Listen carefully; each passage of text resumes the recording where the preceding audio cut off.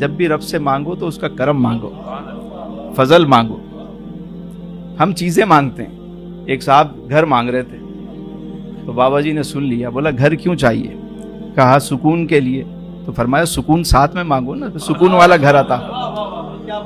گھر مل گیا، سکون ہی نہ ملا تو ایسے گھر کا کیا فائدہ؟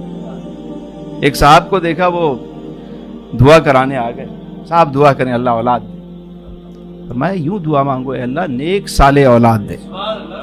ایک عورت نے ایک دن کہہ دیا، اے اللہ مجھے بغیر کسی مشقت کے 30 لاکھ روپے دے دے۔